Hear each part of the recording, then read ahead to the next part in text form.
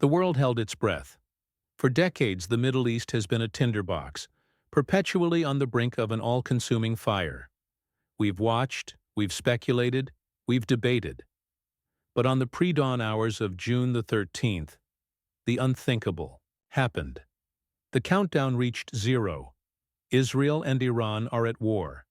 It hasn't been formalized with declarations, but after what unfolded across Iran, it's as good as done. This wasn't a warning shot. This wasn't a skirmish. This was a massive, coordinated sequence of airstrikes, sabotage, and targeted assassination. The targets? Iran's most guarded nuclear facilities, the very heart of its military leadership, and its lethal ballistic missile capabilities. Iran has already made its intent clear. Retaliation is coming, and the United States stands ready to respond with overwhelming force.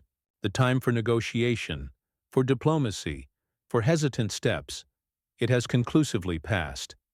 This is the showdown the Middle East has been building toward for generations, and it is finally here. Now, before we delve into the terrifying details of what comes next, a vital caveat. The information we're presenting is accurate to the best of our ability as of 9:00 in the morning local time in Tehran on Friday, June 13th. Our team has worked around the clock, even pulling me back from what was supposed to be a holiday, to bring you this critical update. But in a conflict of this magnitude, the situation is evolving by the minute. Rest assured, we'll be back to cover every major development. The explosions began at approximately 3 in the morning, local time in Tehran. In Jerusalem, this audacious campaign was given a name: Operation Rising Lion. The primary target, a chilling testament to the stakes involved, was Iran's key uranium enrichment facility known as Natanz. This is where Iran has been tirelessly working, preparing uranium to the precise enrichment levels that could allow them to create weapons-grade material on short notice. In the immediate aftermath, social media was flooded with devastating images. Natanz in flames, smoke billowing high into the sky.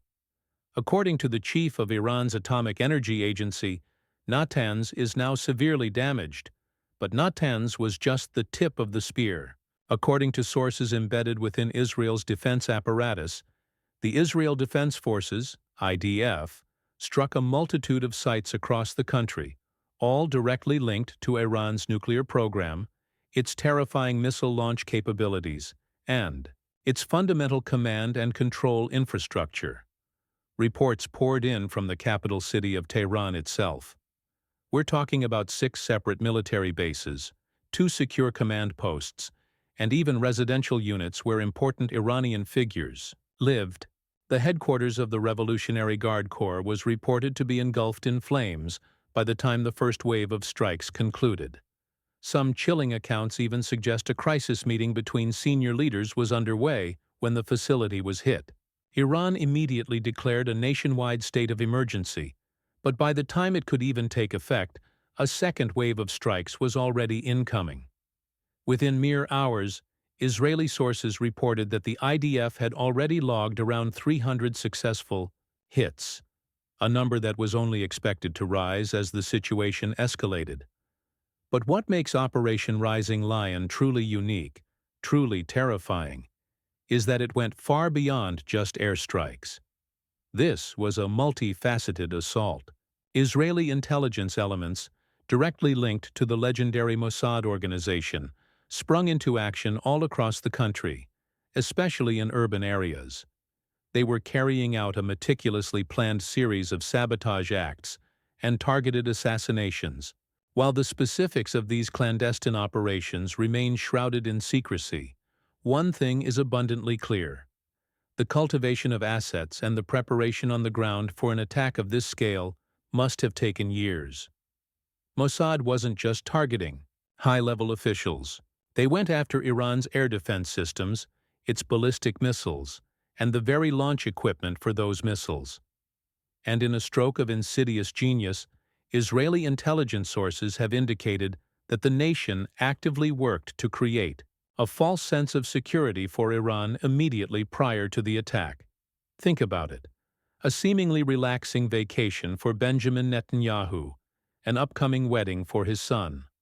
All designed to lull their enemy into a deadly complacency, just as crucial as the locations Israel hit are the individuals Israel has eliminated.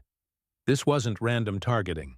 This was a surgical decapitation strike aimed at the very top of Iran's military and security apparatus. Among those confirmed dead are figures who shaped Iran's regional power and nuclear ambitions. Hussein Salami, the formidable leader of the Islamic Revolutionary Guard Corps; Muhammad Bagheri, the chief of staff for the entire Iranian military; Ghulam Ali Rashid, commander of the central headquarters of the Iranian General Staff; and perhaps most strategically impactful, Ali Shamani, the senior advisor to Iran's supreme leader, who was entrusted as Iran's chief negotiator in working toward a new nuclear deal with the United States.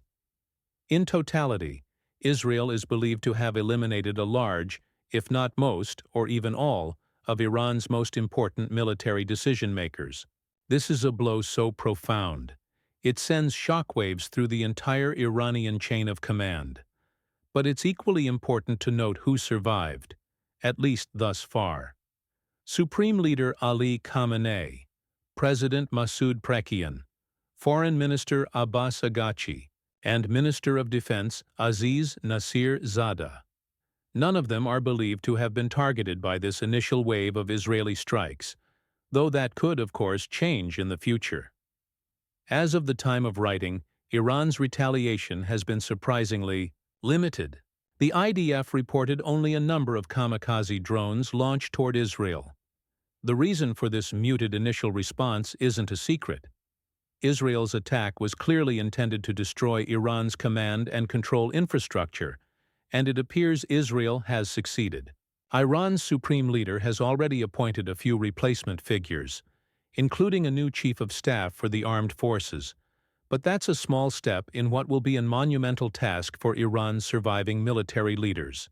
They will need significant time to even figure out who's supposed to be in charge now. While Iranian MiG-29 fighter jets did scramble to respond, it's unclear whether any air-to-air engagements actually took place. If they did, this could mark the day the American-made F-35 fighter, specifically the customized version flown by Israel, got its first true test in head-to-head aerial combat. Reports to that effect have yet to emerge. To truly grasp the gravity of this moment, we must understand the critical context: the ongoing nuclear negotiations between Iran and the United States. For months, Israeli Prime Minister Benjamin Netanyahu has been a staunch opponent of these talks, unequivocally arguing that Iran cannot be trusted to engage in any nuclear deal, and that even attempting to come to terms is a foolhardy endeavor. Netanyahu's concerns, some might argue, have been tragically validated by recent reports revealing that Iran has been rapidly increasing its stockpiles of low-enriched uranium. This provides Iran with a terrifying and dangerous breakout capability. Experts now estimate that within a span of weeks, Iran could enrich enough of its existing stocks to weapons-grade material, enough to build 10 nuclear warheads. Building and assembling a delivery mechanism would take longer, but likely a matter of just months. However, according to Israel, even that chilling estimate is an undercount. As strikes were already underway, Israeli officials alleged to the global press that Iran possessed enough uranium to produce 15 nuclear bombs. And not only that, they astonishingly claimed that the bombs were already being assembled, and Iran was just days away from a final nuclear breakthrough. Now, we must emphasize here, these claims have not been independently validated. But as of now, this is the explanation Israeli sources have provided for the strike. The role of the United States in this unfolding catastrophe is complex and deeply troubling. Since the start of the nuclear negotiations, the U.S., under Donald Trump, has worked tirelessly to hold Israel in check, preventing a strike several months ago and persistently demanding a chance to establish a diplomatic settlement. As recently as 2 weeks ago, Washington was still urging Jerusalem to be patient and avoid launching strikes, citing Iran's active participation in the negotiating process. But now, with Trump himself appearing to grow more skeptical about Iran's willingness to cooperate with the U.S., it's unclear if he even attempted to prevent Netanyahu from taking action. Trump and Netanyahu spoke by phone as recently as Monday, but few details about the content of that call have been disclosed to the public. Prior to this wave of attacks, the U.S. and Iran were scheduled to meet in Oman this Sunday for a sixth round, last-ditch attempt to establish a nuclear settlement. According to U.S. officials, America still intends to be present for those talks as scheduled. But with Iran's lead negotiator killed and its presumed nuclear program now potentially destroyed, it's far from clear that Iran will have any desire to come to the table. In fact, it's not even clear that Iran has a nuclear program to negotiate over anymore. Right now, it's impossible to say for sure how this conflict will end. But we can say with some confidence, it will not be ending quickly. According to Benjamin Netanyahu himself, Operation Rising Lion is expected to persist for several days at least. Other Israeli sources suggest that Jerusalem is ready to keep things going for weeks, or even longer if need be. Israel is preparing for the inevitable.